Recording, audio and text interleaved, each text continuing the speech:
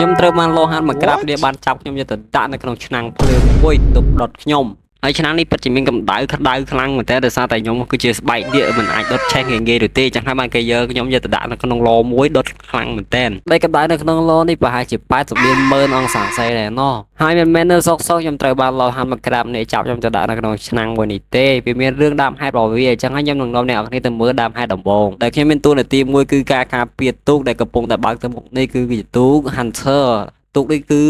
មានស្ដេចមួយអង្គដែលគ្រងរាជនៅក្នុងទូកនេះដែលគាត់ធ្វើដំណើរទៅឆ្ងាយចឹងហើយតម្រូវឲ្យស្ដេចអ្នកខ្ញុំនេះត្រូវតែការពារទូកនេះឲ្យបានល្អបន្ទាប់ពីការជិះទូកអស់រយៈពេលប្រហែលជា80ឆ្នាំមកយើងក៏បានមកដល់កោះភ្នំភ្លើងមួយតម្រូវឲ្យយើងត្រូវតែធ្វើវាដោយសារតែកោះភ្នំភ្លើងនេះបំរុងនឹងផ្ទុះទៅហើយវាអាចនឹងពាក់ព័ន្ធទៅដល់ស្ដេចយើងអាចស្លាប់បានចឹងហើយយើងត្រូវតែធ្វើវាតបមកយើងក៏បានមករើពងនេះដោយសារតែឃើញពងនេះគឺអត់ប្រយោជន៍ទុកចោលមានអ្នកភ្ញាស់យ៉ាងហើយយើងក៏រើពងហ្នឹងយកទៅទុកទៅបន្ទាប់មកយើងក៏មកដល់ភ្នំតកកមួយដែលនៅទីនោះប្រហែលជាមានលវ៉ាតានឬក៏សត្វពស់ដ៏ធំមួយដោយមិនបងអង្គយូខ្ញុំក៏បានទៅបើកទ្វាររបស់ភ្នំតកកមួយនោះបន្ទាប់មកក៏មានលេខមុខពស់ឬក៏លវ៉ាតានមួយយ៉ាងធំដូចជាខ្ញុំបានប៉ាន់ស្មានទុកអញ្ចឹងដោយមិនបងអង្គយូខ្ញុំក៏សម្រេចចិត្តថាសម្រាប់អាលវ៉ាតាននឹងចោលទៅបើយើងមិនសម្រាប់វាទេវានឹងសម្រាប់យើងវិញដោយសារតែខ្ញុំគឺជាអ្នកក្លាហានដោយសារតែមានវត្តមានខ្ញុំនិងកងទ័ពក្លាហានរបស់ព្រះអង្គដែលចាំការពារព្រះអង្គទៀតនោះក៏បានសម្លាប់លវតានេះបានសម្រេចដោយមុននឹងលវតានេះងប់វាក៏បានស្រែកថា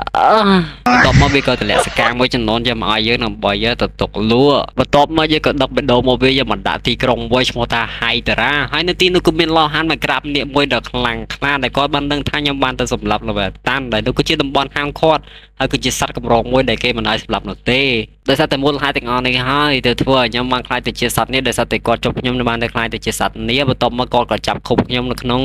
ចង្ក្រានអាំងសាច់ទាំងអស់នេះហើយដែលជាមូលហេតុដែលអ្នកនរគ្នាបានឃើញពីដើមសាច់រឿងដែលឃើញខ្ញុំនៅក្នុងចង្ក្រានអាំងសាច់ឬក៏ចង្ក្រានសម្រាប់ខ្ញុំមួយនេះហើយវីដេអូនេះក៏មានតែប៉ុណ្្នឹងអរគុណដែលបានមើលសាច់រឿងដ៏អត់ប្រយោជន៍មួយនេះ